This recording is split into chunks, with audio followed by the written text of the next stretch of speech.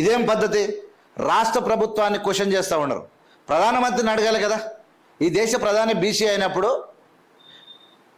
Mister prime minister of India, why don't you do the division, why don't you count అనే అడగాలి కదా.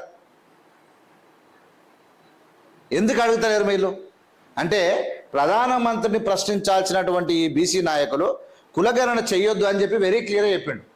మీరు వింటరా అని నేనేమన్నా అంటే, ప్రధానమంత్రి మాట వింటరా, ప్రధానమంత్రికి ఎదురు తిరుగుతారా? ఇది ఒక్కటే చెప్పాలి. నేను కాంగ్రెస్ పార్టీకి అడ్వైజ్ చేస్తా ఉన్నా, ఈ బీసీ సంఘాల నాయకులను మీ ప్రధానమంత్రి మాట విని నోరు మూసుకొని కూర్చోరి, లేదంటవా ప్రధానమంత్రికి ఎదురు తిరగండి. రెండోది, తెలంగాణ రాష్ట్రంలో బీసీ కులగణన విషయం లోపల జరిగిన తప్పులకు కారణము ఎవరెవరైతే కులగణనలో పాల్గొనలేదో వాళ్ళే కారణం. ఇప్పటికి కూడా ప్రభుత్వం అవకాశం ఇస్తుంది, అందరూ కూడా అందులో పాల్గొని సక్సెస్ చేయండి. ఒకటి, నేను ప్రధానమంత్రి కోర్టులోకి బంతి దొబ్బాల్సినటువంటి ఈ కాంగ్రెస్ ప్రభుత్వం ఏడదిని అన్యం అన్నట్టున్నది.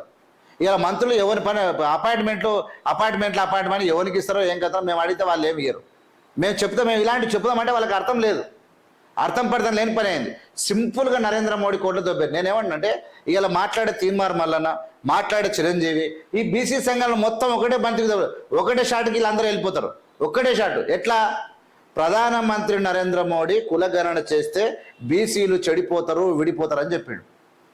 ఆ మాటను వీళ్ళు సమర్థిస్తురా? సమర్థిస్తే నోరు మూసుకొని కూర్చోరు. సమర్థించకపోతే ఫైట్ చేయండి నరేంద్ర మోడీ మీద, ఈ దేశ ప్రధాని మీద తిరగబడండి.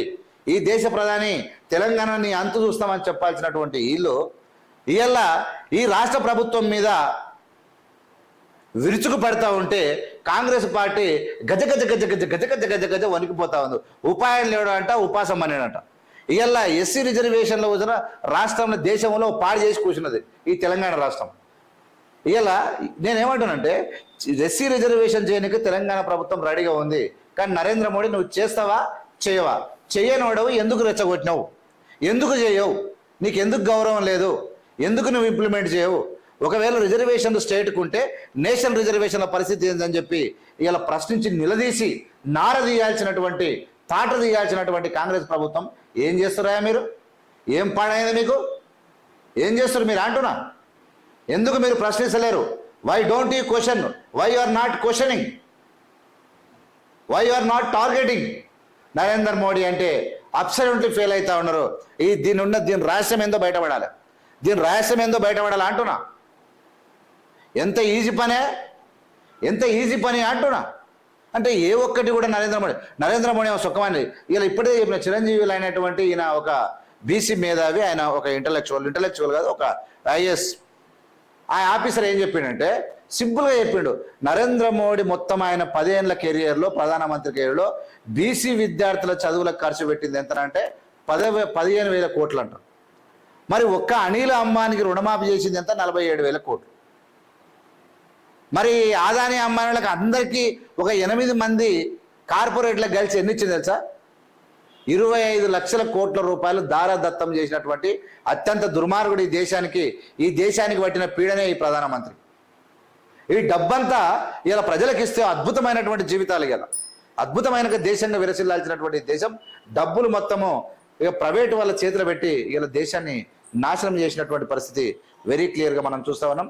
ఇలాంటి పరిస్థితిలో, ఇలాంటి ప్రశ్నించలో నరేంద్ర మోడీని ప్రశ్నించలేక చట్కీల పడుతున్నటువంటి తెలంగాణ రాష్ట్రం ఇక ఈయన్నే ఇంటి చుట్టూ తిరుగుతా ఉన్నది. దొరికింది ఏం దొరుకుతుంది, ఏడగాల్చుకుందాం, ఎవడొచ్చే ఏం కథ.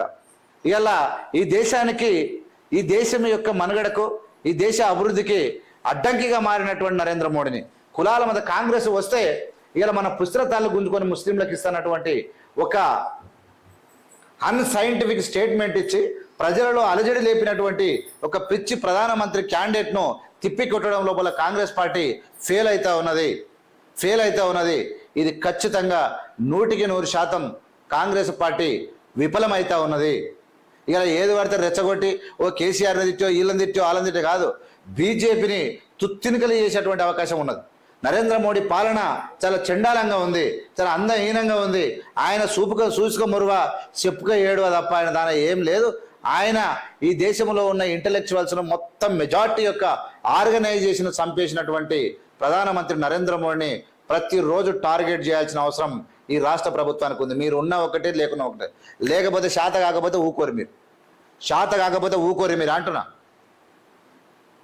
ఏం పని చేస్తారో ఒక టార్గెట్ చేసే విషయం తెలియదు, ఏం మాట్లాడతారో తెలియదు. మొత్తం మీద నాశనం నాలుగు తెరవ వేసి కూర్చోబెట్టా ఉండరు. Rahul Gandhi should concentrate on Telangana politics, how they are behaving,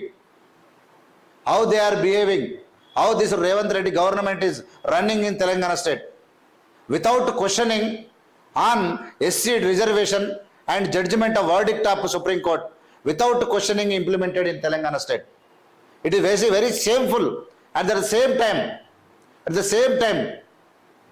census of BCs, Telangana state started, but facing so many questions, immense doubts are there, implementation problem, and without questioning Narendra Modi, without targeting Narendra Modi, Telangana state simply enjoying, but they are not questioning proper way.